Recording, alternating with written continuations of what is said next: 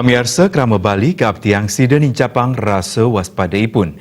Ring pengrau Sabah deres medaging angin barat, ring pengrau sasi Sabah sekadi mangkin.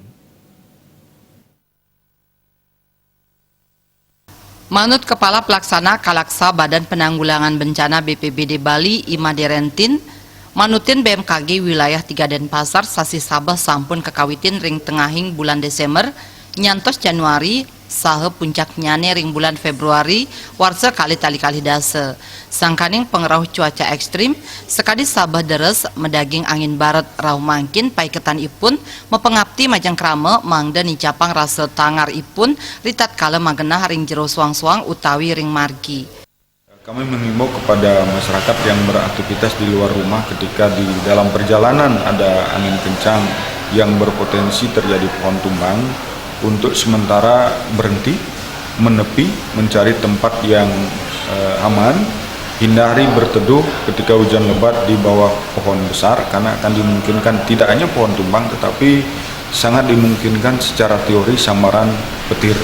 Oleh karena itu himbauan kami berlanjut dan berantai kaitannya dengan petir, aktivitas di sawah ketika hujan lebat diserta petir itu untuk dihindari, jangan berada di tanah lapang, lebih-lebih jangan berteduh di pohon yang besar karena pengantar aliran listrik. Kita ketahui petir itu adalah aliran listrik dari alam untuk ke kita.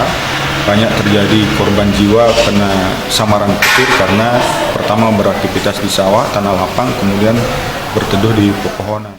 Sajroning nambahin pengerauh bencana ring sasi Sabah puniki, BPBD memperkanti kesarengin pai ketan nyani saking Provinsi Bali sampun ngemargiang apel kesiapsiagaan bencana. Pemargian apel inucap mata tujon antuk nureksain sajroning kasayagayan personel miwah samian serana logistik side kawigunayang yening ngarepin bencana. Petugas BPBD Bali miwah penyatusan petugas BPBD ring suang-suang kabupaten kota sampun sumeken sayage antuk ngemargiang respon cepat yening ngemanggihin krama keni bencana. Eka Yana, Bali TV.